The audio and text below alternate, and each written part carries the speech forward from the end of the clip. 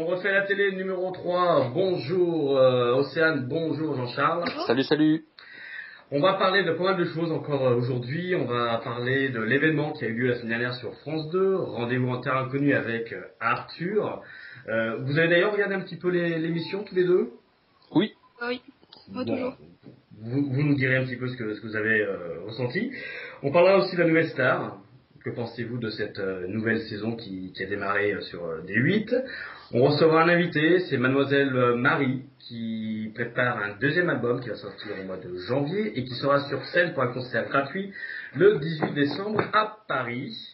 On reviendra sur une série culte des années 90 qui est Friends, qui depuis maintenant l'arrêt est multi-rediffusé sur les chaînes françaises, entre D17, D8, MCM et j'en passe. Et puis on parlera aussi de Miss France, Camille Cerf, qui a été élue samedi comme étant Miss France 2015. Et puis on finira bien sûr par vos coups de gueule et vos coups de cœur. Mais on attaque tout de suite avec Rendez-vous en terre inconnue. Océane, qu'est-ce que tu en as pensé? Alors moi, cette émission, de toute façon, je la regarde toujours. Déjà, par principe, parce que tout ce que fait Frédéric Lopez, pour moi, c'est... je sais pas, je trouve qu'il est précurseur. Il a à peu près 10 ans d'avance sur tout ce qui se fait actuellement à la télé. Cette émission, je l'aime d'autant plus parce que à la base, il avait aucun financement pour créer cette émission. Il a demandé donc un peu à Canal+, France Télévisions, etc. Donc on lui a dit non, on lui a fermé toutes les portes. Donc il s'est autofinancé le premier voyage où il allait moins loin que ce qu'il va aujourd'hui.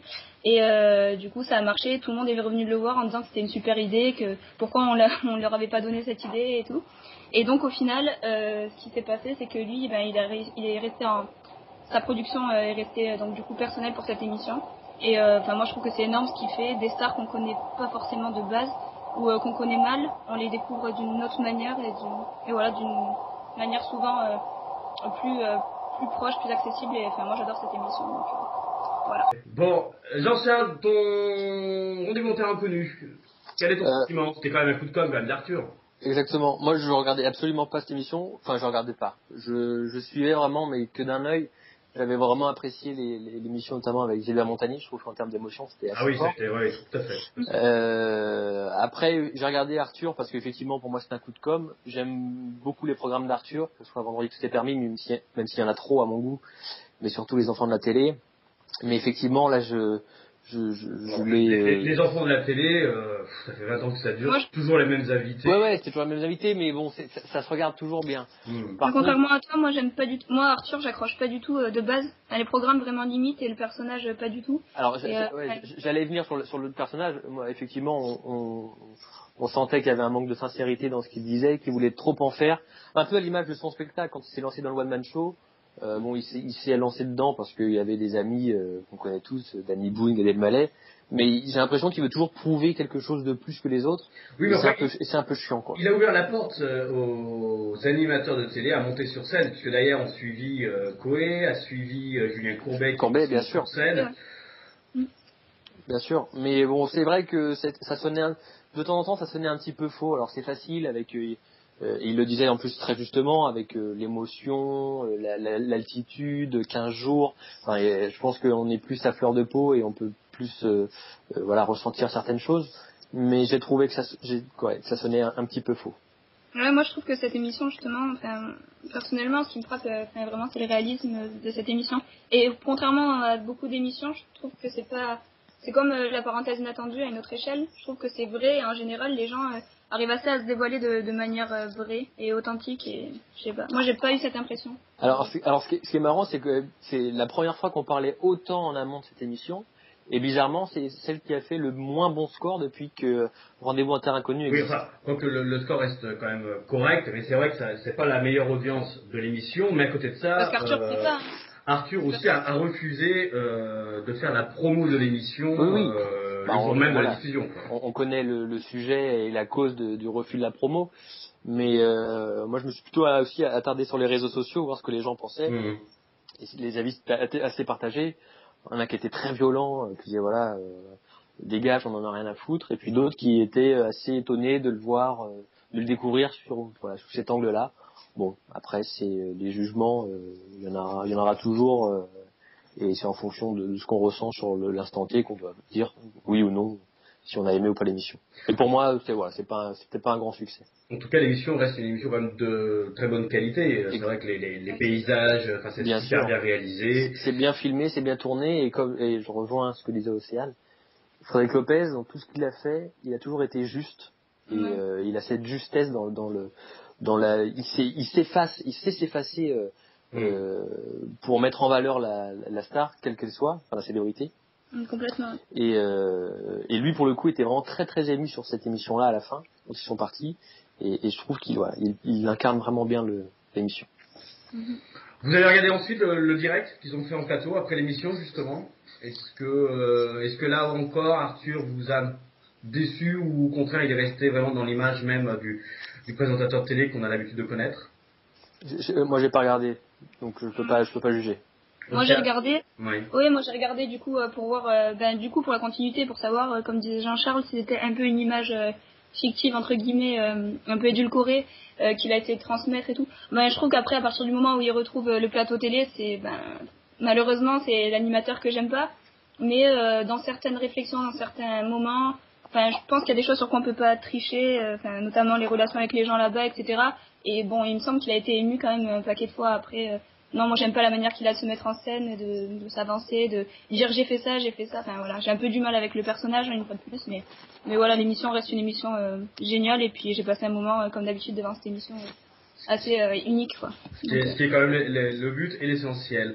Deuxième sujet, on va parler de la nouvelle star qui a débuté il y a maintenant 15 jours sur D8. Alors, est-ce que cette nouvelle saison est la saison de trop, ou au contraire que le nouveau jury, l'émission relaie un petit peu, j'ai envie de dire, de ses cendres, surtout à la présentation bientôt avec Benjamin Castaldi. Jean-Charles, la nouvelle star sur D8, qu'est-ce que tu en penses pour l'instant? Très honnêtement, je ne regarde pas cette émission. La simple et bonne raison. Mais que fait Jean-Charles dans refait à la télé s'il ne regarde pas la télévision? Pas cette émission-là, parce que j'en ai assez des émissions des radios crochets. Je pense que j'ai aussi une pointe de jalousie, comme j'aime bien chanter. Et des fois, je vois des personnes qui chantent mal. Oui, parce qu'on répète quand même que Jean-Charles a participé, je crois, à une émission de Nagui, c'est bien ça? Eh oui. Oui, bon. Mais bon, au-delà du fait de regarder ou pas, je pense que c'est bien par contre que Castaldi soit revenu à ses premiers amours. Encore une fois, le seul point négatif dans cette émission, alors les teasers que j'ai vus, je trouvais qu'il y avait des belles reprises, que ce soit de Stromae ou autre. Il y a vraiment des nanas et des mecs qui ont vraiment du talent. Après, vu le talent qu'ils ont et être jugés par Élodie Frégé, je trouve ça un petit peu. Parce que tu la trouves pas... Pour moi, elle est pas. C'est une très belle femme. Il y a rien à dire là-dessus. Je parle pas sur le physique. Pardon? Je dis, je n'en parle pas sur le physique. Oui, non mais elle est. C'est pas la chanteuse qui a vendu 100 000 exemplaires d'un album qui va pouvoir. Alors que Maître Gims, oui, mais bon, c'est pas pour ça qu'il est forcément talentueux. Oui, bien sûr. Non, mais après, voilà, on aime le rap, on n'aime pas. Ce sont deux choses différentes. Mais je pense que pour moi, c'est comme Laurie qui va être jurée de la France un incroyable talent, quoi. Bon, non, c'est vrai. C'est des choses qui sont pour moi pas très logiques dans la chanson, quoi. Par contre, Sinclair est très très fort là-dessus. Et puis, bien sûr, Manoukian, qui reste le pilier de l'émission. Et je pense qu'à mon avis, sans lui, l'émission aurait disparu depuis longtemps. Bien sûr. Océane, la nouvelle star, ton avis? Ouais, donc moi j'ai regardé là les premières émissions. Dans les castings, je trouve que c'est toujours ce qu'il y a de plus... plus rigolo. Ouais, déjà c'est rigolo. C'est rigolo d'une part, un peu à leur insu, mais d'autre part, on découvre vraiment les talents après. Bon, une fois que c'est mis en scène, etc. sur le plateau, donc c'est toujours plus plus facile entre guillemets. Je dis entre guillemets parce que je serais pas capable de faire ça, mais de chanter quand on est accompagné d'instruments, etc. Alors que là, c'est souvent a cappella.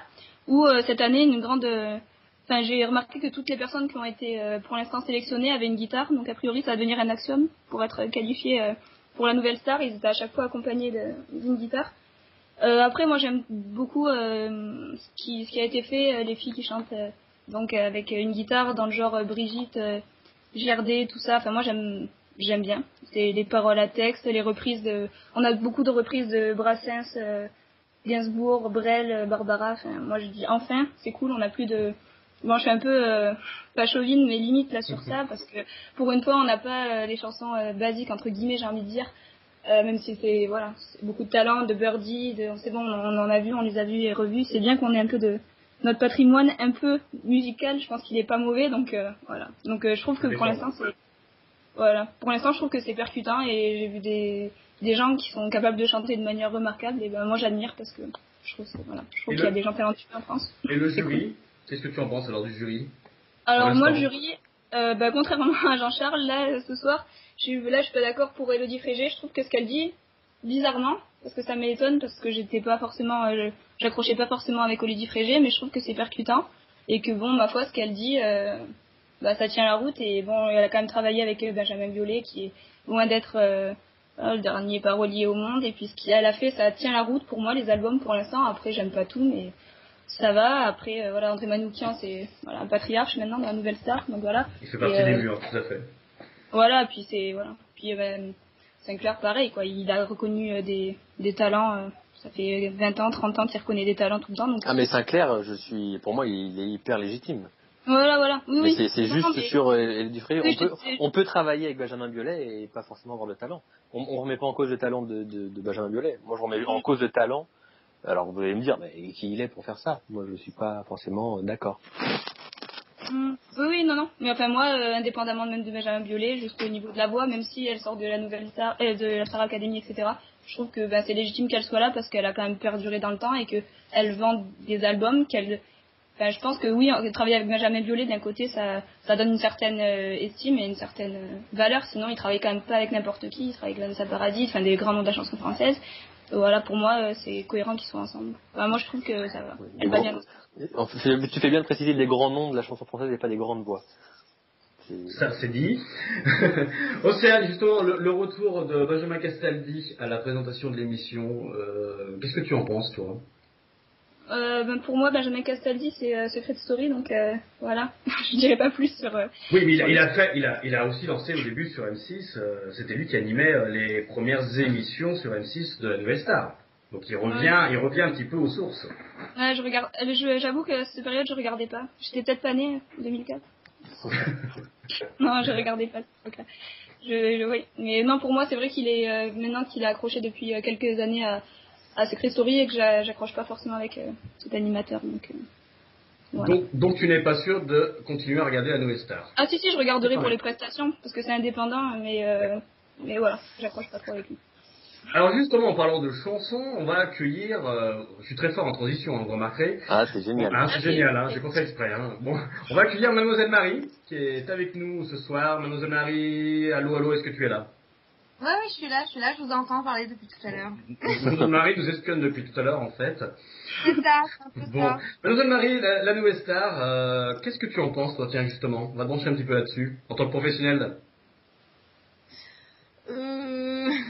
Non, mais après, moi, je suis pas très très fan parce que le problème, c'est que, en fait, je donne des cours de musique et ce qui se passe, c'est qu'après, en fait, je reçois énormément de jeunes qui pensent que en faisant la Nouvelle Star, après, on devient vite une star. Enfin, du coup, après, je trouve que ça déconnecte un petit peu les gens. Puis, en fait, je vous avoue, moi, je regarde pas trop ces trucs-là.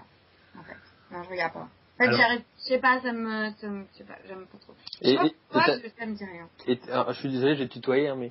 Oui, bien sûr, monsieur. T'as jamais eu envie de t'inscrire, même avant de te lancer dans ta carrière? Non, parce que je sens que je suis pas trop faite pour ça, en fait. Les castings, j'ai jamais été très très forte en casting. D'accord. Bien, hein, après c'est bien que ça existe et tout ça. Non, c'est cool. C'est vrai qu'il y a vraiment des super talents qui en ressortent, quoi, du style Julien Doré et tout ça. Non, franchement, c'est top. Et je trouve qu'ils font vraiment un super boulot parce que c'est pas évident d'apprendre des chansons aussi rapidement. Il y en a qui se démarquent vraiment. Mais après, voilà, c'est pas trop mon truc. Voilà. Alors, Mademoiselle Marie, si tu es avec nous ce soir, c'est pour deux événements. Le premier, c'est le 18 décembre, tu vas nous en parler dans un petit instant, en ce qui concerne ton concert que tu organises sur Paris. Et puis, la sortie dans quelques semaines de ton deuxième album. Alors, parle-nous justement de cette date du 18 décembre. Oui, en fait, le 18 décembre, c'est une date, en fait, à la Maison des Associations Solidaire. En fait, c'est assez sympa comme concept. C'est un échange. C'est-à-dire que moi, je leur offre 45 minutes de mon temps pour un concert pour des personnes malades. ou des personnes âgées en maison de retraite. Et en échange, eux, ils me laissent donc une salle de concert de 200 places assises, donc dans le 13e, pour pouvoir faire un concert avec mes musiciens, avec mon set et mes compositions. Donc voilà, donc c'est assez sympa parce que c'est la solidarité. Voilà, j'offre de mon temps à des gens qui ça leur a fait du bien. C'était pendant les 4 heures, je suis venue leur faire mes petits morceaux piano-voix, et à côté de ça, ils m'offrent la possibilité de faire un concert avec mes musiciens. Donc c'est un concert qui sera gratuit, on est bien d'accord, et tu peux nous rappeler l'adresse exacte ? Oui, alors c'est 18 rue Pierre Curé. Alors c'est le moment où en fait Pierre Curé, attendez, c'est ça. Je connais pas par cœur l'adresse. Et en fait c'est gratuit, c'est-à-dire que c'est une entrée au chapeau. Donc les gens donnent ce qu'ils veulent, donc ça c'est plutôt cool. Ça c'est cool, en effet. Et puis ton deuxième actualité, c'est que tu es en train de terminer ton deuxième album qui va sortir au mois de janvier. Est-ce que là aussi tu peux nous en dire un petit peu plus ? Oui, en ce moment en fait je suis donc en travail d'enregistrement avec Mathieu, un ami musicien qui donc fait la réalisation et les arrangements, avec qui on travaille ensemble. Et donc du coup en ce moment on est en train de travailler dessus pour qu'il sorte normalement le 28 janvier.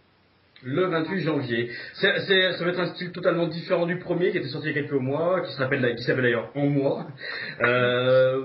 Quelle est sa définition au point de vue couleur de ce nouvel album par rapport au premier ? Est-ce qu'il est plus rock, il est plus... Non, il sera plus pop, je pense encore plus pop qu'avant, il y aura moins de piano-voix. Et c'est une continuité en fait, c'est une évolution de tout ce qui m'est arrivé cette année, rencontrer avec les musiciens, les nouvelles compos, etc. Donc c'est plutôt une évolution de mes compositions et de mon son. Et de l'univers de Mademoiselle Marie sera, oui, en effet, beaucoup plus pop. Et il y aura 2 nouvelles chansons. Donc ça c'est bien, donc ça crée vraiment de la nouveauté. Et c'est aussi pour essayer de faire évoluer aussi le projet. C'est une continuité, c'est pas vraiment un grand changement, il n'y a pas non plus un immense changement. C'est une évolution. Musicalement parlant, c'est une évolution. Jean-Charles, des questions à Mademoiselle Marie ? Moi, je connaissais pas, donc j'ai appris à connaître quand j'ai su que tu allais venir. Il y a une chanson que j'ai beaucoup aimée qui s'appelle Hello, que tu as chanté, que tu chantes. Ouais. Alors, je sais pas si c'est une création ou si c'est une reprise ou autre. Et ça m'a fait penser à Véronique Sanson. Alors, je sais pas si c'est une artiste que tu aimes ou pas, peut-être pas d'ailleurs. Mais je trouvais que dans ta voix, il y avait certaines ressemblances avec Véronique Sanson. En plus, piano-voix, c'était très beau. Et il y avait une autre chanson aussi, je crois que c'est La Vie ou C'est la Vie. Oui, c'est la vie, ouais. Et il y avait, au tout début, à l'intro, j'avais l'impression d'entendre Camille un peu. Ouais. C'est marrant parce que en fait, par exemple, Véronique Sanson, j'écoute pas du tout. Et c'est une artiste qui revient souvent dans le public, dans les influences en fait. Mm-hmm. Alors bon, si j'ai écouté, je connais ses chansons, mais c'est pas quelqu'un que j'écoute souvent. Et Camille aussi, ça revient très très souvent. Et Camille par contre j'ai beaucoup plus écouté. Ouais. Et j'avais comme quoi j'ai une culture musicale assez importante et j'avais il y avait un chanteur que j'aimais bien, alors qui a fait la Nouvelle Star mais qui avait pas gagné, qui a fait un tout petit parcours, qui avait sorti une chanson il y a quelques années, il y a 4-5 ans, qui s'appelait Mademoiselle, qui s'appelle Jérôme Gallo, et je sais pas si tu connais. Et je trouve que dans la voix, le texte en tout cas et la pêche de la chanson, il y a un petit peu la même chose. Moi, si tu connais pas Jérôme Gallo, la chanson s'appelle Mademoiselle. Alors c'est peut-être, tu vois, c'est peut-être un signe. Mais il en a fait qu'une. Très honnêtement, je pense qu'il galère mais il a une voix. J'aime beaucoup sa voix. Ouais. Il a fait une reprise de Michael Jackson aussi, The Girl Is Mine. Ouais. Et je trouve que dans l'esprit, encore une fois, c'est mon jugement, mais par rapport aux quelques chansons que j'ai écoutées de toi, il y a quelque chose de similaire. Et voilà, ça pour dire que j'aime bien. Merci beaucoup. Merci. Oui, donc Hello, oui, c'est une composition personnelle.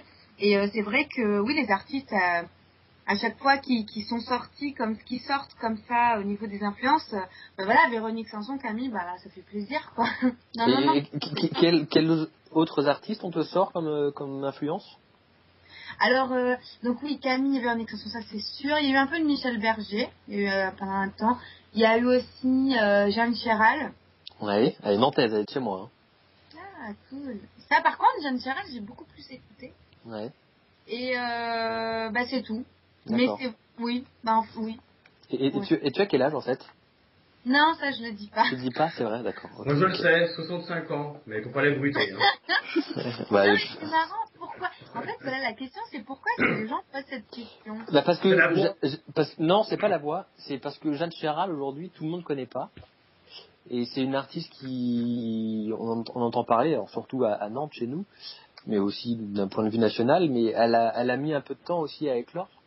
Et c'est vrai que c'est pas ouais, tu dois être de ma génération ou un peu plus jeune que ma génération. Mais tu connaissais toi Océane, Jeanne Chéral? Ouais, mais moi j'aime beaucoup les artistes. Enfin, je suis allée voir en concert, pareil Camille, Anaïs, Jeanne Chéral, Brigitte, plusieurs fois. Enfin voilà, moi j'aime vraiment la chanson française et les chanteuses françaises d'autant plus. Et d'ailleurs j'ai beaucoup aimé Mademoiselle Marie. Je trouve que c'est super ce que tu fais.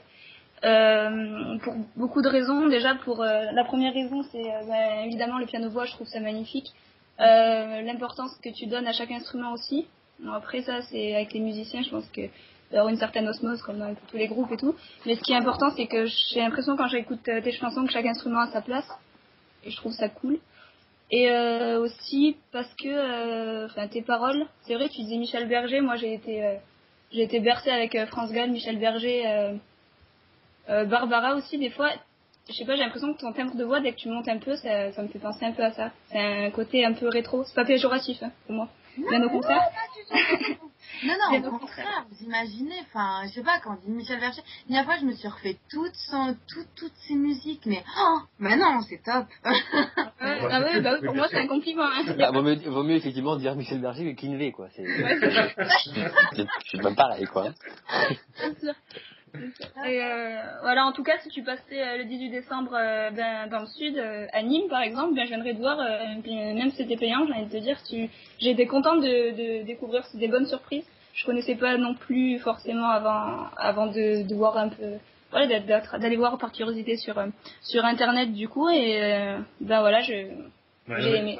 Je précise en effet qu'elle a beaucoup de talent et comme quoi il y a beaucoup d'indépendants qu'on ne connaît pas forcément, que le grand public ne connaît pas, et c'est bien dommage de ne pas connaître ce talent-là. Mademoiselle Marie. Mais non, mais j'avais juste une question. Océane, en fait, vous êtes de Nîmes? Ouais, je suis de Nîmes, ouais. Ah, parce que moi, mes parents, je viens de Nîmes aussi. Bah voilà, ça explique tout, c'est pour ça que vous êtes... Il faut organiser un concert à Nîmes, ça me paraît évident. Mais oui, en plus, je vais venir jouer en avril. Donc en avril, je serai à Avignon. Et donc, du coup, je vais essayer de faire en sorte de venir à Nîmes pour faire un concert aussi, parce qu'il y a mes parents. Et donc, du coup, je vais faire seulement un à Avignon, un à Nîmes et un à Montpellier. Et en même temps, il faudra passer à Nantes pour que Jean-Charles puisse te voir aussi, au concert. Voilà. Mais en plus, j'ai ma tante à Nantes. En fait, j'ai pas mal de gens dans toute la France. Donc, du coup, voilà. Et s'il y a moyen de faire un duo, moi, je suis OP, hein. D'accord. Voilà, donc pour plus d'informations, n'hésitez pas à visiter le site mademoisellemariesastient-tout.fr. Et puis on rappelle donc le 18 décembre, grand concert à Paris, concert gratuit. Et la sortie donc du deuxième album, qui va s'appeler comment déjà, Mademoiselle Marie? Le deuxième album au mois de janvier? Il va s'appeler Appelle-moi Joe. Appelle-moi Joe, donc qui sortira dans quelques semaines. Merci beaucoup Mademoiselle Marie d'avoir été avec nous ce soir. On te souhaite de bonnes fêtes de fin d'année. Merci à vous aussi. Joyeuse fête, joyeux Noël. Et plein de succès. Profitez bien. Et à bientôt à Nîmes alors, hein. Oui, et puis vraiment merci beaucoup pour vos critiques, enfin vos critiques positives, hein, donc vos.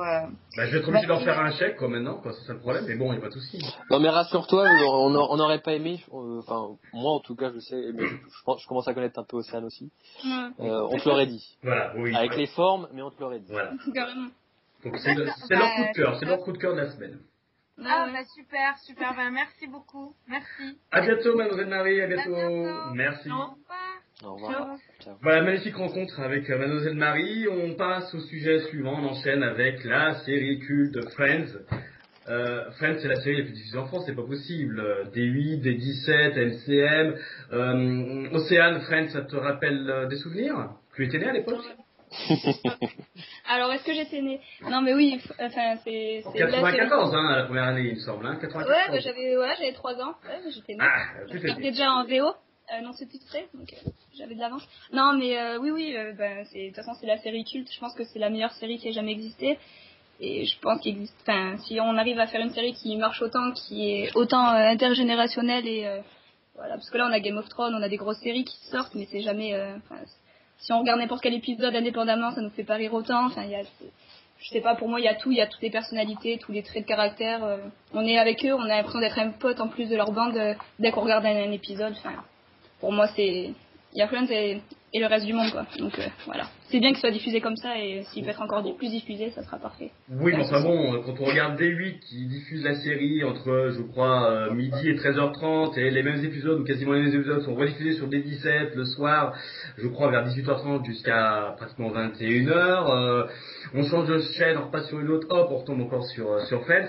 C'est quand même un petit peu lassant de voir la série quasiment sur tous les écrans. Jean-Charles, quel est ton avis là-dessus? Alors moi j'ai la chance ou la malchance, on se passera du côté qu'on veut, de vivre avec une fan à part entière de Friends. Donc même quand il n'y a pas les rediffs, c'est des DVD. Oula. Donc je suis martyrisé, mais j'ai appris du coup à connaître la série plutôt à travers elle. Et c'est vrai que moi j'adore. Comme le disait Océane, on a les séries comme Game of Thrones, Desperate Housewives. Enfin, là, on est vraiment sur de l'amitié. Alors attention, voilà, parce que Friends reste quand même ce qu'on appelle une sitcom, donc ce sont des situations comiques qui durent, c'est une série qui dure 20-25 minutes. Game of Thrones ou toutes les séries derrière, c'est 40. Oui, bien sûr. Voilà, les budgets sont pas les mêmes. Bien sûr, mais que ce soit dans le format ou non, je trouve que déjà le sujet, une bande de potes, on s'identifie très rapidement. On a toujours un mec qui est un peu séducteur comme Joey, on a un mec qui est plutôt assez sérieux dans son boulot, qui fait un boulot un peu chiant comme Ross, un mec qui sort toujours des vannes un peu pourries comme Chandler. Donc on se retrouve, enfin on se reconnaît. Moi je serais, toi par rapport à mes meilleurs potes, je serais plus Chandler que Ross. Mais effectivement le fait que ce soit multi-rediffusé, ça peut être chiant, mais en même temps, c'est un programme qui se met en fond aussi. On rentre de chez soi, on rentre d'une journée de boulot, on repasse, on fait attention à ses enfants, on fait les devoirs, on fait de la vaisselle, on fait ce que l'on veut. C'est une série qui se regarde, on n'a pas besoin de prendre le début de l'émission de la série de l'épisode pour comprendre. Enfin, voilà. Moi, je trouve que ça ne vieillit pas. On retrouve toujours des situations qui sont d'actualité. Avec aussi des problèmes, des vrais problèmes d'amis, de couple, de travail, d'argent. Et je trouve que voilà, c'est même si l'émission, la série, j'ai avoir du mal décidément ce soir, a commencé il y a 10 ans, je trouve que ça reste encore vraiment d'actualité et très frais. C'est arrêté il y a 10 ans et a commencé il y a 20 ans en arrière. Océane, tu tombes dessus, tu regardes Friends ou tu zappes? Non, je mets la chaîne pour regarder Friends. D'accord, donc t'es quand même demandeuse que Friends soit en diffusion quasi en continu sur nos chaînes. Ouais, c'est rare que quand je tombe dessus, je change de chaîne. D'ailleurs, à l'heure actuellement on enregistre je l'ai en fond. Ah voilà. Non, je rigole. Il y aura une diffusion sur 2-17, non, il me semble, non. Bon. Faudrait l'avis de ma femme, elle vous calmerait là-dessus, elle vous sortirait tous les épisodes. Ma femme, quand elle voit un épisode, elle est capable de dire c'est la saison temps, l'épisode. C'est vrai, ça. Oui. Et elle a racheté il y a pas longtemps sur un site internet tout le coffret. Il y avait une promo, elle a racheté tout le coffret. Donc on est sûr de tous les avoir. Ah ouais, là, on les a tous. Vous seriez donc partant pour un retour. Ils en parlent un petit peu vaguement là, depuis quelques mois. Ils annoncent plus ou moins peut-être un téléfilm réunion avec les 6 comédiens. C'est peut-être en pourparler. J'imagine que vous seriez d'accord. Vous n'allez pas dire non. Non, pas maintenant. Tu dis non. Non, plus maintenant. Ah oui, non, plus maintenant. Ça n'a plus rien à voir. J'ai vu une sorte de teaser là pour le film. Bon, c'était un truc monté, hein. C'était oui, bien sûr. Ouais. Et non, parce que Courtney Cox, non, Jennifer Aniston, c'est trop tard là. Ils sont trop vieux, c'est ça que tu veux dire en fait. Non, mais même pas, c'est que leur image avec Cougarton, etc., Jennifer Aniston avec les films comme qu'elle fait. Les Miller. ça a décrédibilisé leur image. Non, enfin moi je les vois plus comme avant. D'accord. C'est pas tant qu'ils soient vieux, mais je trouve que ça aurait plus le même impact aujourd'hui. Je pense. Je regarderai quand même, mais c'est comme un peu les bronzés quoi. Quand ils sont revenus 10 ans après, pour moi ça serait un peu le même effet quoi. Et Jean-Charles? Un petit peu pareil, je crois que c'était Jimmy Fallon, Jimmy Kimmel qui les avait réunis sur une réplique de Oui, l'appartement. tout à fait, oui. Et c'est vrai que sur le coup, oui, pour faire le buzz comme ça, les avoir une quinzaine de minutes, c'est très bien. Après de là, je pense qu'ils se brûleraient les ailes parce que ils ont changé physiquement. Je pense que leur mentalité aussi a dû changer forcément avec le succès. Et puis, il y a malgré tout, même s'ils disent s'entendre tous bien, une guerre des égos à ce niveau-là. Quand ils ont commencé, personne n'était connu, ils étaient tous aussi connus les uns que les autres. Voilà, maintenant ils ont tous eu une carrière un petit peu différente, une trajectoire un peu différente. Jennifer Aniston sortant vraiment du lot. Voilà, je pense que ça serait pas forcément une très très bonne idée. Donc D'ailleurs, ça a été avec Joey, il avait essayé de faire une série.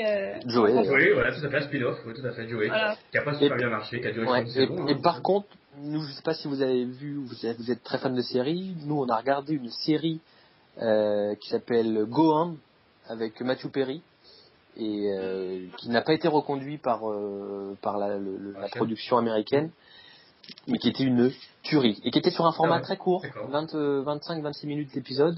Ça allait très vite et c'était hyper bien, franchement hyper bien. Go On, je le conseille à tout le monde. Il n'y a qu'une saison, mais en tout cas c'est vraiment, on retrouve vraiment, on a l'impression que c'est Chandler. C'est vrai. Donc ça reste de la comédie.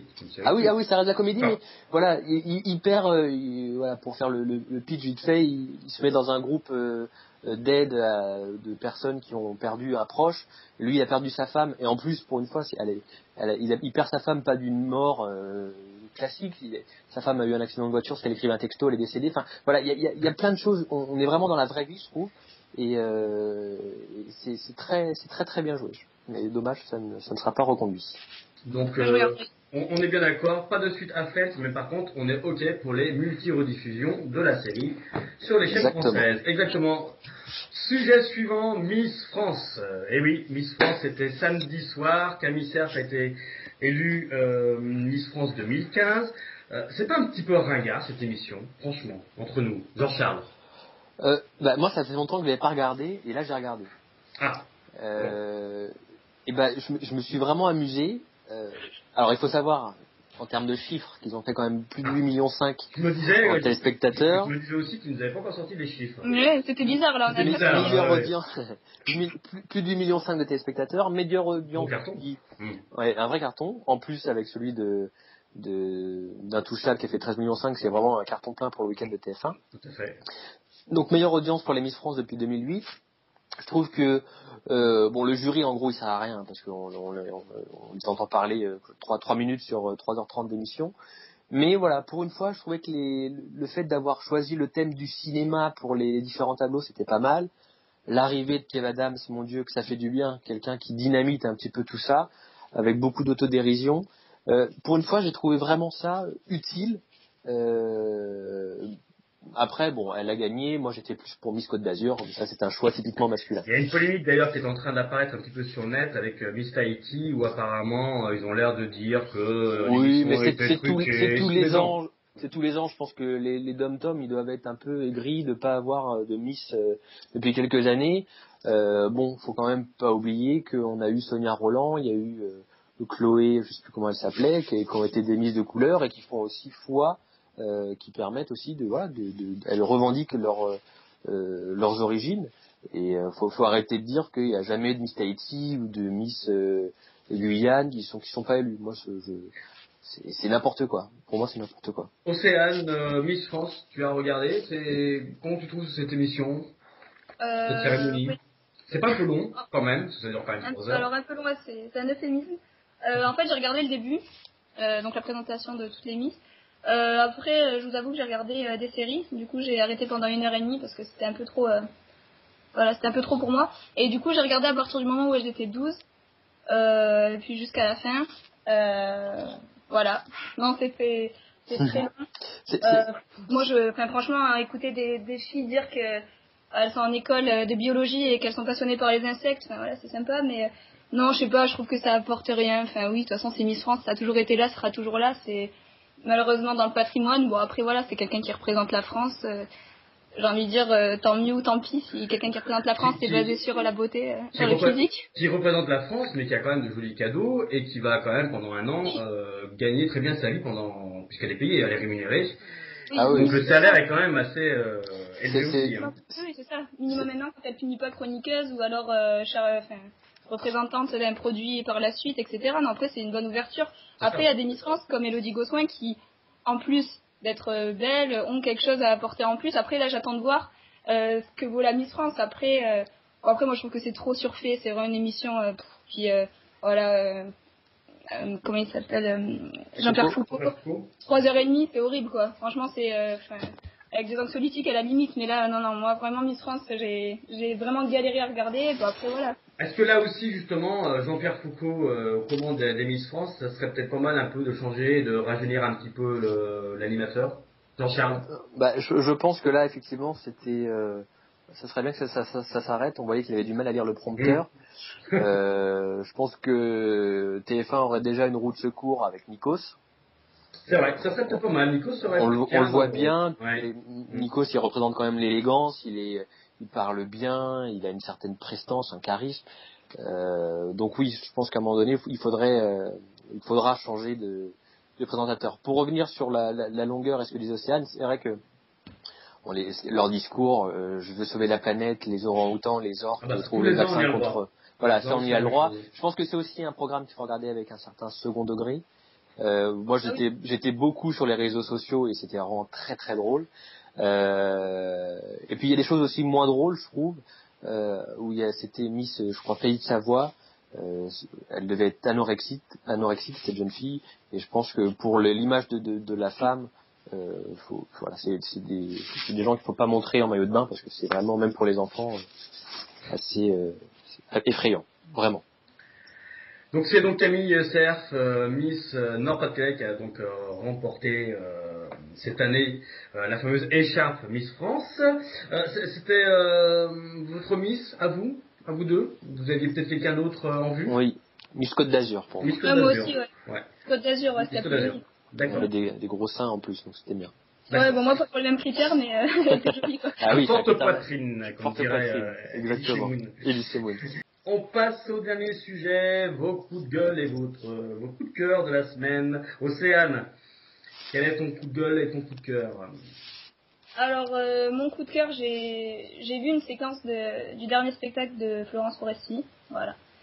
Bon, pour moi, elle est au-dessus, quoi. Et c'est génial. Je trouve que tout ce que... J'ai eu du mal avec...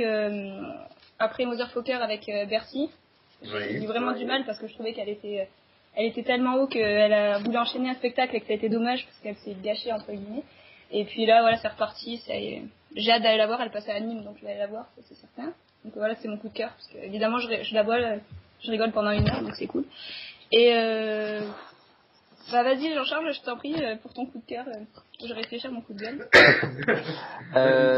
Moi, je vais commencer par mon coup de gueule, mais qui est un coup de gueule et je pourrais pas faire grand-chose puisque c'est la logique du business et des audiences, de la course à l'audience des chaînes. Mais j'en ai marre d'avoir toujours il y a des soirs comme hier soir, notamment dimanche, où vous avez 4-5 bons films en même temps. Alors que pendant une semaine, on va rester avec rien, exactement. On avait Intouchable, on avait Contre-enquête. Il y avait un autre film aussi, je crois, sur la TNT. Enfin, voilà. Il faudrait que les directeurs de programme fassent ça intelligemment pour qu'on puisse offrir un maximum de films. Et oui, mais bien. C'est la guerre des chaînes. Mais c'est pour ça que j'ai dit en préambule qu'on peut rien y faire. Et que c'est un coup d'épée dans l'eau. Et voilà, ça me fait du bien de le dire. Et mon coup de gueule, c'était aussi en lien avec ce que je viens de dire, Intouchable. Quel plaisir de revoir ce film. Je l'avais pas. 13 millions 5. 13 millions 5, oui. Et c'est vrai que je l'avais vu qu'une fois au cinéma. Et je l'avais pas revu depuis. Et c'est vraiment, ça mélange vraiment l'émotion, l'humour, l'humanisme de Driss. Enfin, Omar Sy est vraiment très très fort. François Cluzet encore plus, je trouve. C'est dommage qu'il n'ait pas eu le César mais on pouvait pas donner 2 Césars à 2 acteurs pour le même film. Et pour moi, c'était vraiment un vrai plaisir de revoir ce film. Océane, as-tu réfléchi à ton coup de gueule? Non, j'en ai dit trop du coup dans l'émission là, donc du coup non j'ai non j'ai pas forcément de coup de gueule. Si, mais bon ça n'a pas forcément à voir avec la télé, mais du coup avec la culture et le cinéma, je trouve un peu scandaleux que la place de cinéma soit à 11 €. Voilà, ça serait mon coup de gueule. Tu dois avoir un tarif étudiant, toi. Oui, pour quelque chose de démocratique. Oui, mais je veux dire même au-delà des étudiants, quoi. Je veux dire, c'est la culture, c'est accessible. Là, ils ont commencé à faire 4 € la place pour les moins de 14 ans, mais je trouve que c'est la base, une des bases de la culture, et je trouve ça dommage, même pour des gens qui sont plus étudiants, de payer 11 € pour aller avec leurs enfants voir un film au cinéma. Voilà. Moi, j'ai trouvé quelque chose pour ne plus aller au cinéma. Ah, c'est chargement. Avoir un enfant. En bas âge, je précise. Bon, c'est pas grave, je paierai 11 € alors. Ou alors de faire un enfant pendant une séance de cinéma aussi. Ça peut être. Oui, mais alors faut pas. C'est différent. Faut aller vraiment voir un film de merde. Hein. Jean-Charles et Océane, merci pour ce numéro 3 de On refait la télé. On se retrouve dans quelques jours avant Noël pour la dernière de l'année. Ça marche. Ça marche. À très bientôt. Bonne soirée à tous. Bonne soirée. Ciao.